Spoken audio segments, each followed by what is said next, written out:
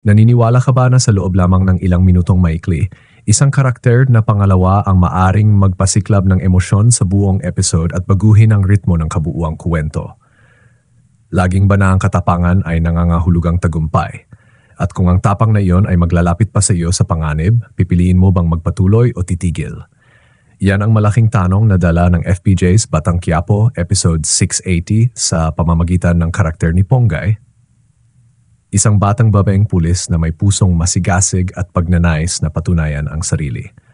Mula pa lamang sa kanyang unang paglabas, pinakaba na ni Ponggay ang mga manonood nang harapin niya ang isang sitwasyong tila wala na sa kanyang kontrol. Isang grupo ng mga lasing na lalaki ang nag-eskandalo at umatake sa isang inosenteng babae. Sa mga sandaling mas pinipili ng iba ang umurong o maghintay ng tulong, si Ponggay naman ay nagpasiyang sumugod sa gitna ng panganib.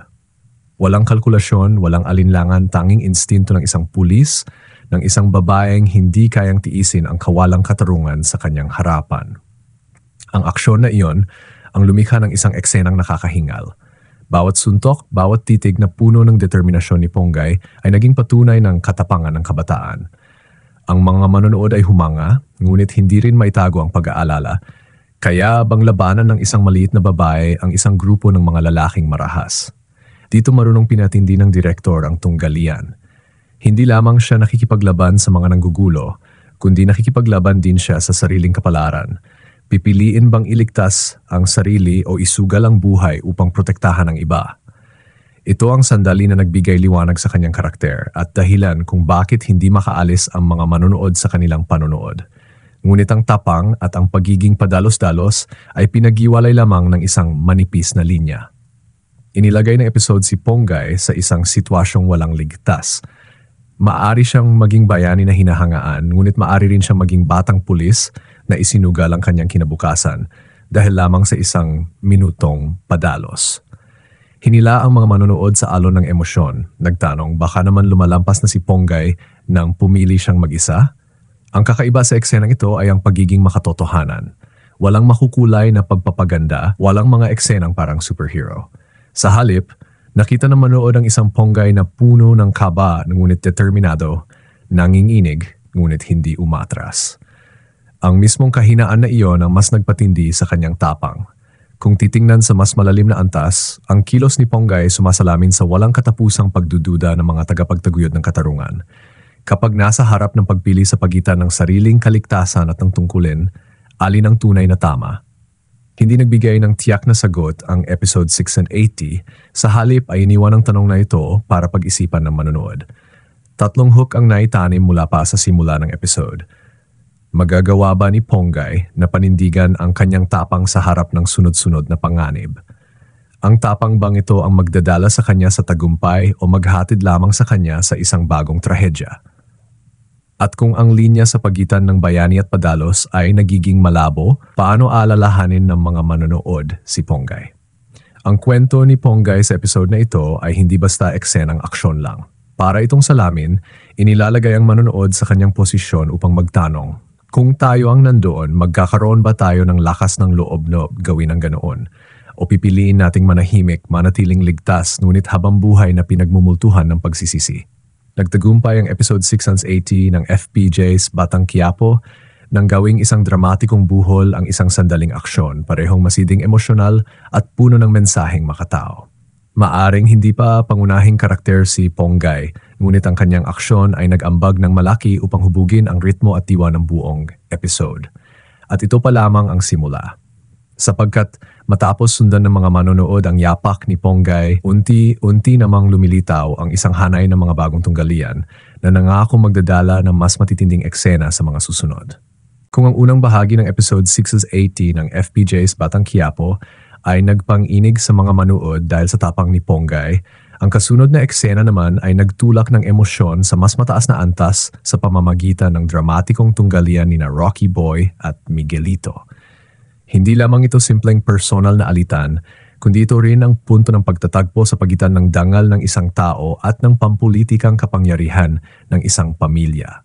Sumabog ang alitan sa isang kasiyahan na sanay puno ng ligaya. Si Rocky Boy, mainiti ng ulo at prangka, ay hindi napigilan ang kanyang galit nang maramdaman niyang niyurakan ang kanyang pagkalalaki. Buo ang kanyang paninindigan nang sabihin niya, "Bah! He stepped on my pride as a man. I won't let him do that to me again." Ang mga salitang iyon ay umalingaw-ngaw na parang kulog, hindi lamang nagmarka ng pagsiklab ng tunggalian, kundi nagsilbing salamin ng kaisipan ng isang lalaking itinuturing ang dangal na higit pa sa sariling buhay. Sa kabilang banda, malinaw ang ambisyon at kalkuladong pag-iisip ni Miguelito. Bilang taong bumubuo ng imahe para sa kanyang karerang pampolitika, nauunawaan niyang anumang padalus-dalos na kilos ay maaring makasira sa reputasyon ng pamilya at ng sarili niya. Nang siya'y pagalitan ng kanyang ina dahil sa pagkasira ng kasiyahan, agad siyang tumugon ng tanong, "What was I supposed to do, huh? Should I just let a Mondragon beat me up?" Sa puntong ito, nakikita ng mga manood ang kanyang kayabangan.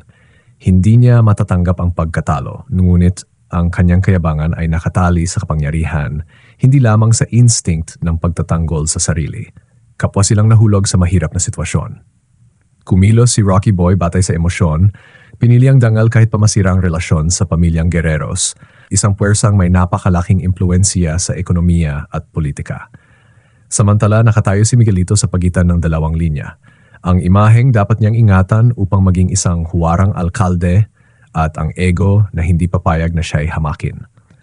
Ang ganitong pagtutunggali ang lumikha ng tensyonadong eksena na kapana-panabik sa bawat detalye. Hindi simpleng personal na usapin ang tunggalian nila. Nang isigaw ni Rocky Boy na hindi niya papayagang tapakan ang kanyang dangal, malinaw na ito'y tinig ng isang taong handing isakripisyo ang lahat upang ipagtanggol ang karangalan. Samantala, si Miguelito ang sagisag ng mga taong hamimitin ng kapangyarihan upang takpan ang mga bitak ng sariling pagkatao. Ang ganitong pagsalungat ay nag-iiwan ng malaking tanong sa pagitan ng dangal at kapangyarihan, alin ang mas mahalagang ipaglaban hanggang wakas. Matalino ang direktor sa paggamit ng kasiyahan bilang parang pressure cooker. Bawat sigaw ng ina ni Miguelito, bawat matalim na tingin, bawat tahimik na pag-alis ng mga paa, lahat ay nagpatindi ng bigat ng labanan. Hindi lang simpleng pagtatalo ang napanood, kundi tila isang labanan ng isipan kung saan direktang nagsalpukan ang kayabangan at ambisyong pampulitika. Ang pinakamatingkad sa eksenang ito ay kung paanong inilantad nito ang tunay na likas ng tao. Si Rocky Boy ay kumakatawan sa padalos-dalos na prinsipyo, nabubuhay para sa personal na dangal kahit pa magbayad-bayad ng napakamahal na halaga. Si Miguelito naman ay sagisag ng pagiging malamig, handang isakripisyo maging ang personal na relasyon para lamang mapanatili ang kapangyarihan. Pareho silang may katuwiran sa sarili nilang paraan, ngunit mismong ang katotohanang iyon ang bumabagabag sa manonood, sapagkat anumang desisyon ay may nakatagong matinding kapalit. Isang detalye ang lalong tumatak, nang tahasang sabihin ng ina ni Miguelito, "I wish you would have let him beat you up." Ang mga salitang ito ay tila malupit, ngunit sa katunayan ay sumasalamin sa kalupitan ng mundo ng kapangyarihan. Sa isang laro ng politika, mas madaling tanggapin ang pagkatalo sa isang laban kaysa mawala ang imahe sa harap ng publiko. Para sa kanya, mas mahalaga ang danggal ng pamilya at ang karera ng anak kaysa sa anumang personal na sugat. Sa mismong sandaling ito, hinila ng episode ang manood sa isang umiikot na tanong. Sulit bang ipagsapalaran ng lahat upang ipagtanggol ang dangal kahit ang kinabukasan at kaligtasan ng buong pamilya ang kapalit? O ang kapangyarihan ba ang tunay na sandatang pinakamakapangyarihan kayang durugin ang lahat ng emosyon? Ang kwento ni na Rocky Boy at Miguelito sa episode 680 ay higit pa sa simpleng pagtatalo. Isa itong pagsubok, isang salamin ng lipunan. Kapag nagbanggaan ang dangal ng tao at ambisyong pampulitika, hindi kailanman magiging simple ang resulta. Hinila ng bawat linya ang mga manood at sa huli naiwan silang balisa dahil tiyak na hindi pa rito nagtatapos ang labang ito. Ito ang ikalawang climax ng episode 680, isang eksenang matindi at puno ng kahulugan na nagpapaunawa sa manonood na ang tunay na labanan ay hindi sa mga kamao kundi sa mga lihim na kalkulasyon sa likod nito. At nananatiling umaalingaw-ngaw ang tanong sa pagitan ng dangal at kapangyarihan, alin ang daan tungo sa kaligtasan? Isa sa mga dahilan kung bakit naging isang hindi malilimutang episode ang FPJ's Batang Quiapo episode 680 ay ang paraan ng pagtatapos nito. Hindi ito isang kumpletong wakas at lalong hindi ito isang pag-alis ng tensyon. Sa halip, matalino nitong iniwan ang sunod-sunod na mga tanong na pumipilit sa mga manonood na mag-isip at maghintay. Ito ang sining ng isang bukas na pagtatapos, masakit, nakakabagabag, ngunit nagsisilbi ring pangako ng mga unos na darating sa mga susunod na episode. Umarangkada ang climax nang bumalik si Tanggol at ang kanyang mga kasama dala ang masamang balita. Hindi na nakaligtas ang ama ni Tanggol at pati ang matalik niyang kaibigang si Owen ay nagbuwis ng buhay. Ang mga larawang puno ng emosyon ay nagpatahimik sa mga manood. Ang katahimikan ng tubig, ang malungkot na tunog ng kantang kapalaran at ang mga luha ni Tanggol ang bumuo ng isa sa mga pinakamasakit na eksena mula nung simula ng season. Hindi lamang ito kwento ng pagkawala, kundi naglantad din ng isang ibang mukha ni Tanggol, mahina, bumagsak at desperado. Niyakap niya ang katawan ng kaibigan at umiyak ng buong puso. Owen, forgive me. I'm sorry. Why do I lose everyone I love? Sa sandaling ito, ang matibay naman dirigma ay naging isang taong laman at dugo, sugatan at nagdurusa. Damang-dama ng manood ang awa at pangamba, may lakas pa ba siyang bumangon o hahayaan niyang lamunin siya ng sakit? Natampok din ang paulit-ulit na trahedya sa buhay ni Tanggol. Naalala niya ang lahat ng nawalang mahal sa buhay, ang kanyang lola, lolo, tiyuhin, ina at ngayon ang kanyang ama at matalik na kaibigan. Ang pagkakasunod-sunod na ito ay tila isang sumpa na nagtulak sa kanyang paniwalaan na tadhana niya ang puro kasawian. Ito mismo ang nais ipakita ng manunulat upang itanong ng mga manood.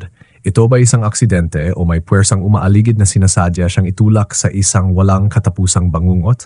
Ngunit sa gitna ng desperasyon, may isang sinag ng pag-asa. May isang malapit na tauhan ang nagsabi sa kanya, "Don't lose hope, God is just testing us." Simple ang mga salita, ngunit malakas ang dating, nagsilbing sinulid na pumigil sa kanya mula sa bingit ng kawalan. Ipinakita nito ang matinding labanan sa loob ni Tanggol sa pagitan ng pananampalataya at kawalan ng pag-asa, ng pagnanais mabuhay at tukso ng pagsuko. Dahil dito, ang pagtatapos ng episode 680 ay hindi lang isang personal na trahedya, kundi simula ng mas malaking bagyo. Ang pagkamatay ni na Owen at ng ama ni Tanggol ay tiyak na magiging mitsa ng mga susunod pang paghiganti. Anong landas ang pipiliin ni Tanggol? Mananatili ba siya sa pagkatalo at dalamhati o tatayo siya para maghiganti, tinatanggap ang kanyang papel sa gulong ng karahasan? Ito ang tanong na walang kasagutan sa episode na ito, kaya't kailangang maghintay ang mga manonood. Kapansin-pansin din na hindi nagbigay ng malinaw na pahiwatig ang direktor. Sa halip na ipakita ang susunod na plano ni Tanggol, tinapos ang eksena sa mga luha at hagulgol. Ang ganitong pagtatapos ay parang sugat na hindi pa tinatahi. Iniiwan ang mga manonood na masakit at puno ng kuryosidad. Kailan kaya gagaling ang sugat na ito? O baka naman ito mismo ang magiging dahilan ng mas marahas na landas ni Tanggol. Sa mas malalim na pananaw, ipinapakita ng pagtatapos ang pangunahing mensahe ng serye. Ang buhay ay hindi palaging may maayos na mga tuldok. Minsan, ang isang trahedya ay simula lamang ng mga bagong pagsubok. At tulad ni Tanggol, ang bawat manonood ay mapapaisip, kung ako kaya, magagawa ko pa bang kumapit sa pananampalataya matapos mawala ang lahat? Lalong tumindi ang bigat ng eksena dahil sa pagkakaugnay nito sa kabuuan ng episode. Sa unang bahagi si Ponggay ay sagisag ng tapang, ngunit nagbukas ng tanong tungkol sa kapalit ng pagsuwong sa panganib. Sa ikalawa, sina Rocky Boy at Miguelito ay nagbanggaan para sa dangal at kapangyarihan. At sa ikatlong bahagi, lahat ng temang ito ay nagsanib sa katauhan ni Tanggol, sinusubok ng katapatan, dangal, pagkakaibigan at pananampalataya sa kapalaran. Maaring lumayo ang mga manonood mula sa screen matapos ang episode 680, ngunit ang tinig ng pag-iyak ni Tanggol at ang mga matang wala ng kislap matapos mawala ang mga mahal sa buhay ay mananatiling umaalingaw-ngaw. Ang matinding emosyon na ito ang pinakamalaking tagumpay ng manunulat at direktor. Gawing isang pilat sa damdamin ng manonood ang isang episode. Ang bukas na pagtapos na iyon ay isa ring pangako na ang totoong unos ay nasa unahan pa. At kapag dumating iyon, hindi lamang si Tanggol kundi lahat ng tauhan mula kay Ponggay, Rocky Boy hanggang kay Miguelito ay haharap sa mga kahihinatnan ng kanilang sariling mga pagpili.